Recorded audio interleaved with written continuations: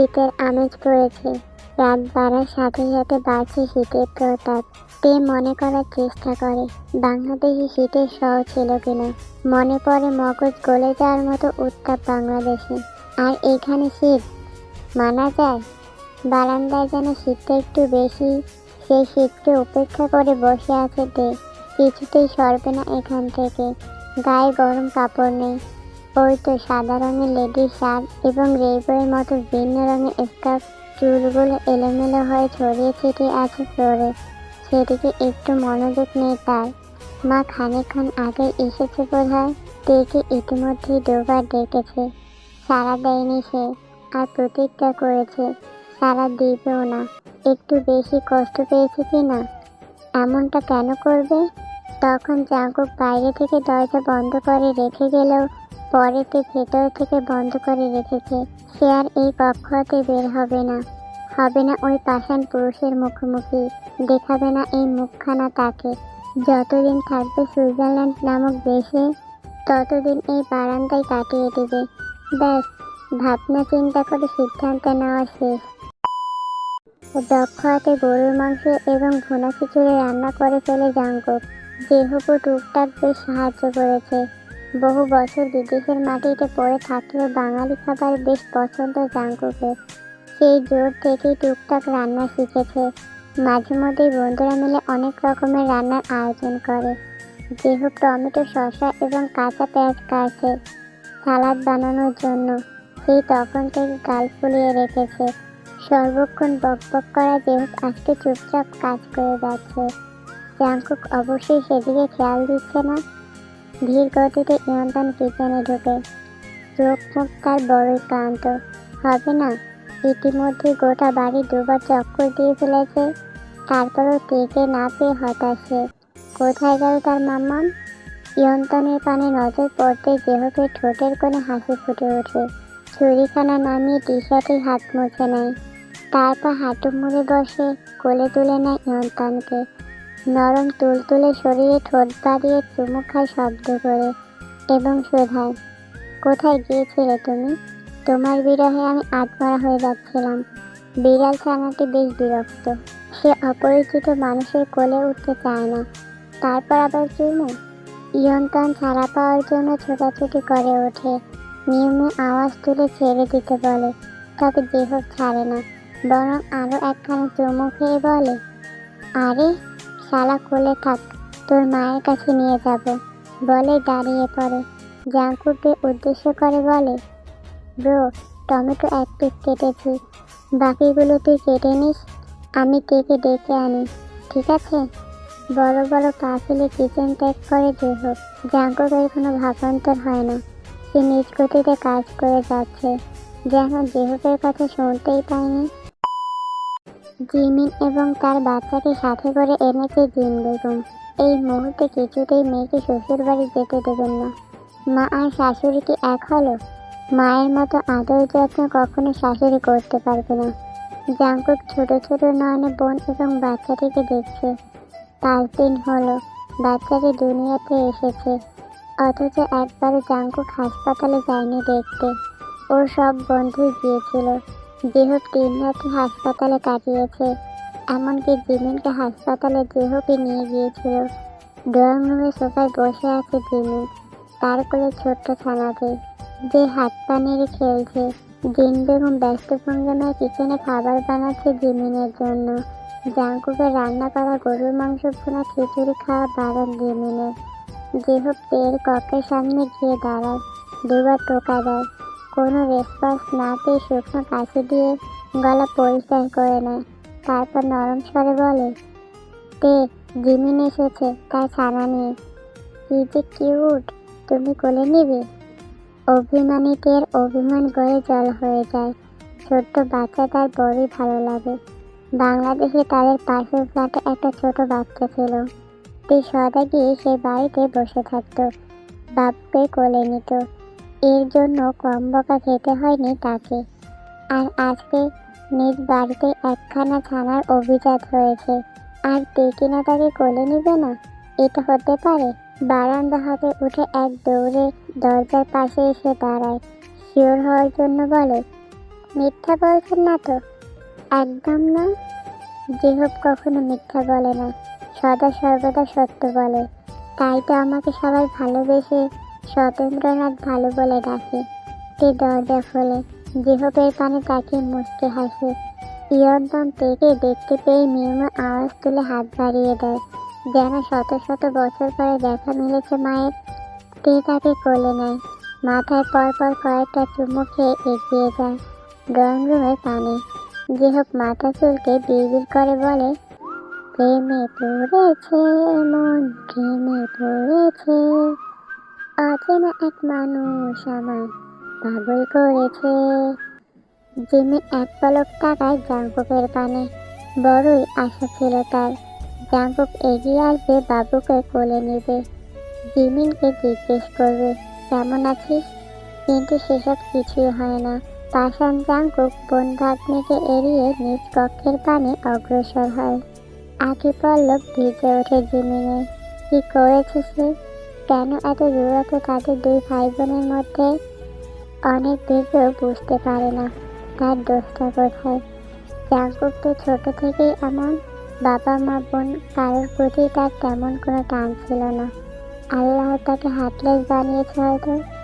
তুই ঝড়ের গতিতে এসে জিমিনের পাশে বসে পড়ে, বাবুর পানে তাকিয়ে একগাল হেসে বলে, আসসালামু আলাইকুম আবু, কেমন আছেন? আমি তে, চিনছেন আমায়? জিমিন মৃদু হাসে, ওয়ালাইকুম আসসালাম, চিনেছি তোমায়। বাবুকে একটু কোলে দিবেন? আমি হ্যান্ড ওয়াশ দিয়ে হাত ধুয়ে এসেছি। জিমিন বাবুকে টের কোলে দেয়।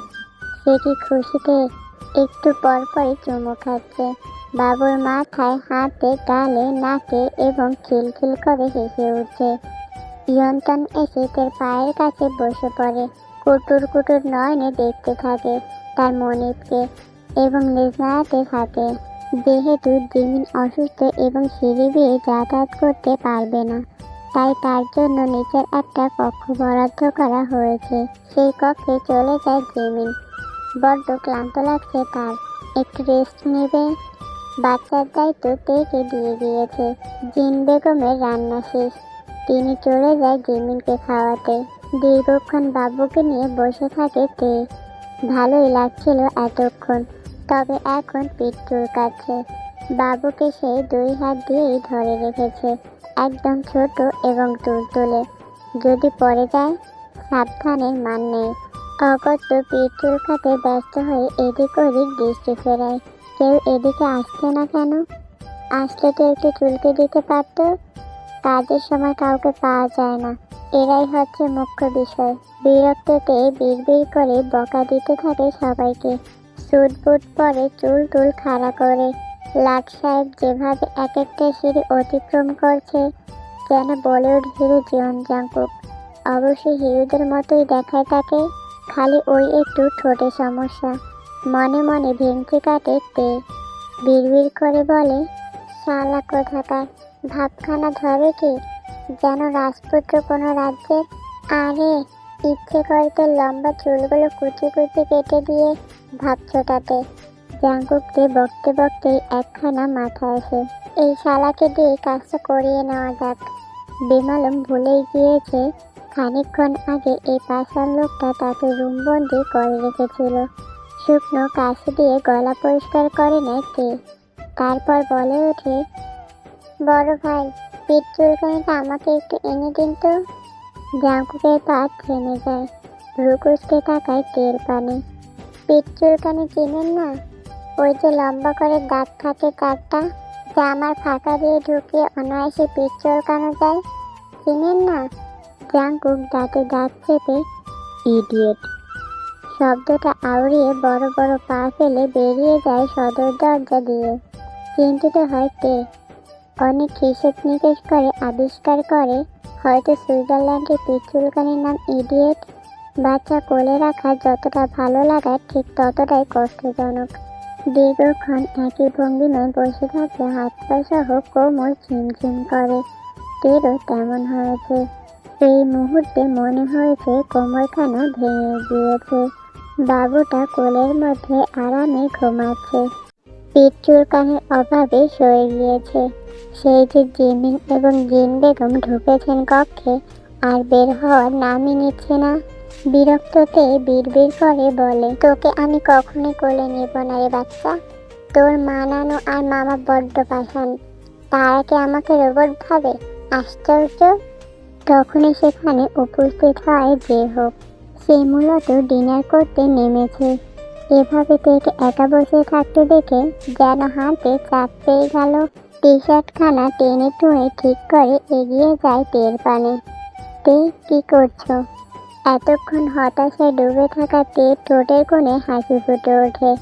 সে একটু স্বরে জেহুকে বসার জায়গা করে দেয় এবং বলে, জেহুক ভাই, বসুন আমার পাশে। জেহুক হাসি মুখে বসে পড়ে। ওকে একটু কোলে নিন ভাইয়া, আমার হাত পা কোমর ভেঙে যাচ্ছে। সরল জেহুক তের থেকে নিয়ে নেয় বাবুকে। প্রথমবার নয়, এর আগেও হাসপাতালে গিয়ে কোলে নিয়েছে কয়েকবার, তাই খুব একটা অসুবিধা হলো না। তে দাঁড়িয়ে পড়ে, হাত পা নেড়ে একটু ব্যায়াম করে নেয়। তারপর বলে, ওরে জেহুক ভাই, আমি কোন কসাইয়ের আস্তানায় এসে পড়লাম? এখানকার কারোরই মানবিকতা নেই। মানবিক শব্দটার মানেও কোথায় তারা জানে না। জেহুক নিজেও চেষ্টা করে। মানবিকতা মানে কি? শব্দটা কেমন নতুন নতুন লাগছে তার কাছে। চতুর্থে কপাল কুঁচকে কোমরে হাত দিয়ে জেহুকের সামনে দাঁড়ায় এবং বলে, বাই দ্য ওয়ে, আপনি জানেন মানবিকতার মানে? শুকনো ঢোক গেলে জেহুক অনবরত ঘাড় নেড়ে জানায় সে জানে না। দীর্ঘশ্বাস ফেলে তে জেহুকের পাশে বসে সিরিয়াস ভঙ্গিমায় বলে, আপনি খুব ভালো জেহুক ভাই। লাজুক হাসে জেহুক। লজ্জায় তার মুখখানা লাল হতে থাকে। তে তাকে ভালো বলল? মানে গলে যাচ্ছে, ফুটে যাচ্ছে। জেহুককে পছন্দ করেছে। খুব তাড়াতাড়ি তাদের প্রেম হবে, তাড়াতাড়ি বিয়ে। উফ, আর ভাবতে পারছে না জেহুক। লজ্জায় মাটিতে গড়াগড়ি খেতে ইচ্ছে করছে। এভাবে বলো না তে, আমার লজ্জা লাগে। লজ্জা তো লাগবে, আপনি বড্ড সরল সোজা এবং বলদ। মানবিকতার মানে জানেন না? ছি ছি, লজ্জা পাওয়াই উচিত আপনার। সুইসাইডও করতে পারেন। জেহুকের হাসি মুখখানা মুহূর্তেই কালো হয়ে যায়। কাদো কাদো নয়নে তাকিয়ে থাকে তের মুখ পানে। তে গালে হাত দিয়ে মুচকি এসে বলে, মানবিকতা জানে হচ্ছে আমার পার প্রোগ্রাম। কি যে কিউট উনি। জানেন, অনেকদিন আগে আমার হাতখানা ধরে নাম্বার লিখে দিয়েছিল। কতটা মানবিক একবার চিন্তা করুন। জেহুক চিন্তা করে, হাত ধরে নাম্বার লিখে দিলে মানবিক হওয়া যায়? তাহলে তো আজকে থেকে জেহুক মানবিক হওয়ার যুদ্ধে লেগে পড়বে। প্রতিটা মেয়ের হাতে তার ফোন নাম্বার লিখে দিয়ে আসবে। তারা নিশ্চয়ই বীর পুরুষ ভাববে জেহুককে। পার্ক প্রোগ্রাম কেটে কে আবার? আমার ফিউচার বাচ্চার বাবা, বর্তমান বয়ফ্রেন্ড, আমার ক্রাশ, আমার হিরো, আমার সুপারস্টার, আমার কলেজের টুকরো, আমার ভালোবাসা, আমার ফুসফুস, আমার কিডনি, আমার নারী ভুঁড়ি, আমার হৃদয়, আমার। বুঝেছি বুঝেছি। সে মুচকি এসে থেমে যায়। গাল ফুলায় জেহুক। মানে, এইটুখানি মেয়ে এখনো নাক টিপলে দুধ পড়বে? তার নাকি আবার বয়ফ্রেন্ড আছে, আবার বিয়েও হয়েছে। কি একটা অবস্থা! এইসব মেয়েদের জন্য সমাজটা উচ্ছানে চলে যাচ্ছে। দামড়া দামড়া ছেলেগুলো বিয়ের জন্য মেয়ে খুঁজে পাচ্ছে না। এদের একটা বিহিত করা দরকার। জেহুকের ভাবনার মাঝেই বাবুটা উচ্চস্বরে কেঁদে ওঠে। তে করে তুলে নেয় এবং জিমিনের কক্ষের দিকে পা বাড়ায়। অসহায় জেহুক মুখ গোমড়া করে বসে থাকে। ক্লাবে ড্রিঙ্কসের গ্লাস হাতে বসে আছে জাংকুক। একটা চুমুকও দেয়নি এখন পর্যন্ত। জেহুক অনবরত চুমুক দিয়ে যাচ্ছে। মিনগিউ মেয়েদের দিকে তাকিয়ে আছে ড্যাব ড্যাব করে। জাংকুকের ভয়ে এখান থেকে সরতে পারছে না। কাই গভীর মনোযোগ দিয়ে কিছু একটা ভাবছে। আর ইউনো একটু পরপরই হাই তুলছে। মারাত্মক ঘুম পাচ্ছে তার। এখানে আসার মোটেও ইচ্ছে ছিল না। শুধুমাত্র ওরা এসেছে বলেই সে এসেছে। দীর্ঘক্ষণ নীরবতা পালন করে জেহুক বলে ওঠে, ভাই, জীবনটা বাপ্পারাজের মতো হয়ে গিয়েছে। যার দিকে তাকাই তারই বিয়ে হয়ে যায়। মিনগু বলে, লাস্ট বার তো এদিকে তাকিয়েছিলি, আর সে আগে থেকে ম্যারিড ছিল। তো শুধু ম্যারিড? বয়ফ্রেন্ডও আছে তার, পার্ক বোগাম। সে নাকি আবার সুপারস্টার। ইউনোর ঘুম ছুটে যায়।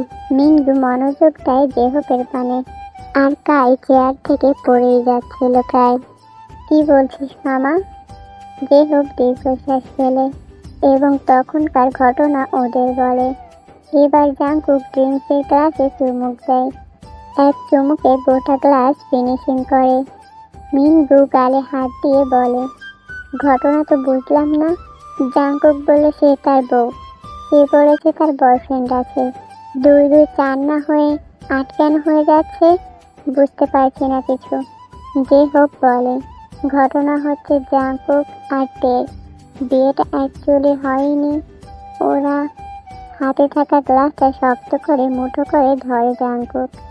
মুহূর্তে কাঁচের গ্লাস ভেঙে গুড়িয়ে যায়। কিছু সংখ্যক কাঁচ ঢুকে পড়ে জাংকুকের হাতে। গলগল করে রক্ত ঝরতে থাকে। চিন্তিত জেহুক এক পলক জাংকুকের দিকে তাকাচ্ছে তো আরেক পলকে গোটা ক্লাবটাকে পর্যবেক্ষণ করছে। ওই তো স্টেজে 10-12টা মেয়ে নাচছে। কিছু ছেলেও তাদের সাথে যোগ দিয়েছে। কিছু মেয়েরা ড্রিঙ্কস করছে। বাই এনি চান্স জাংকুকে ওটা দেখে গ্লাস ভাঙলো? নাকি তার শক্তি দেখালো? নাকি তার বয়ফ্রেন্ডের কথা শুনে এমনটা করলো? কোনটা হতে পারে? মিনগু অতি দ্রুত নিজ পকেট হতে রুমাল বের করে জাংকুকের হাত চেপে ধরে। কাই ভ্রুকুচকে তাকিয়ে আছে। এই মুহূর্তে জাংকুককে হাজারখানা প্রশ্ন করলেও কোনো জবাব মিলবে না। ঢের জানা ওদের, তাই অহেতুক প্রশ্ন করে এনার্জি লস করছে না। ইউনো হাই তোলে। তার ঘুমের রেশ আবার চলে এসেছে। এই মুহূর্তে একখানা বালিশ আর খাট পেলেই নিমিষেই ঘুমের দেশে পাড়ি জমাতে পারত। জেহুক গালে হাত রেখে জাংকুকের পানে ঝুঁকে এবং সরল স্বরে শুধায়, আরও জেলাস জাংকুক? তোর বয়ফ্রেন্ড আছে শুনে হট হয়ে গেলি? ইউনো পুনরা হাই তুলে বলে, আরে ধুর, আশেপাশে এত মেয়ে অথচ ওকে পাত্তা দিচ্ছে না, তাই ওদের অ্যাটেনশন পেতে এমনটা করলো। মিনগু একখানা গ্লাস তুলে নেয়। নিজেও ভাঙার ট্রাই করতে করতে বলে, ভাই, পারছি না কেন? ভাঙে না তো। জেহুক গাঁটটা মারে মিনগুয়ের কপালে এবং বলে, বেড পারফরমেন্স না করা অবধি ভাঙবে না রে পাগলা। তাই বলে, আমাদের জীবন জাংকুক শতবার বেড পারফরমেন্স ভালো করছে নাকি? আমার তো মনে পড়ে না। জেহুক মুখ বাঁকিয়ে বলে, এইসব গোপন কার্যকলাপ তোকে দেখিয়ে করবে, ইডিয়েট। তাই কিছু বলতে যাবে তার আগে জাংকুক দাঁড়িয়ে পড়ে এবং কাউকে কিছু বলার সুযোগ না দিয়ে গটগট পায়ে বেরিয়ে যায় ক্লাব হতে। জেহুক দৌড় দেয় জাংকুকের পেছনে। হতাশ নয়নে মিনগু, কাই, ইউনো এগিয়ে থাকে। রাত আনুমানিক 2টা বাজে। প্রচণ্ড খিদে পেয়েছে। রাতে 2-3 বার খাবার খাওয়ার স্বভাব তার। এই যেমন সন্ধ্যায় একটু পরে একবার খাবে, তারপর 10টা নাগাদ একবার এবং 2টা-3টার দিকে একবার। তের মতে জীবন মানেই খেতে হবে। খেতে হবেই মানে জীবন। সর্বক্ষণ খেতে থাকো এবং গুলুমুলু হও। খাওয়া ছাড়া এই জীবনে আর কিছুই নেই। এর সাথে ইয়ন্তন খেতে উঠে পড়েছে। বোধহয় তারও খিদে পেয়েছে। গোটা বাড়িটা অন্ধকারে ঢেকে আছে, যেন বিদ্যুৎ বিচ্ছিন্ন হয়ে গিয়েছে। সুইজারল্যান্ডে বিদ্যুৎ চলে যায় না, দেশটাকে যতটা উন্নত ভেবেছিল ততটাও নয়। বাংলাদেশের কিছু কিছু স্বভাব এই দেশেও পেয়েছে। হতাশে অতি সাবধানে বিছানা থেকে নামে, পা নাড়িয়ে নাড়িয়ে জুতো খোঁজে এবং পেয়েও যায়। বালিশের পাশে ফোন রয়েছে। বেমালুম সে কথা বলেই গিয়েছে তে। ওই তো ডিনার করে জিন বেগমের থেকে ফোন নিয়েছে, বাবার সাথে কথা বলবে বলে। কিন্তু কল করেছিল পার্ক বোগামকে। বিদেশি নাম্বার থেকে কল করায় বোগাম হয়তো জানতেই পারেনি কে কল করেছে, তাই রিসিভই করলো না। একটুখানি মন খারাপ হয়েছিল তে। পর মুহূর্তেই তার মোটা মাথায় একখানা বুদ্ধি আসে। টেক্সট করে, আমি কে, বিদেশ চলে এসেছি, ফ্রি হয়ে কল করিয়েন। ইয়ন্তনকে কোলে নিয়ে কানার মতো হাতিয়ে হাতিয়ে রুম থেকে বের হয়। ঘুটঘুটে অন্ধকারে নিজের অস্তিত্বটাও টের পাওয়া যায়। এবারটি কিচেন অবধি যাবে কিভাবে?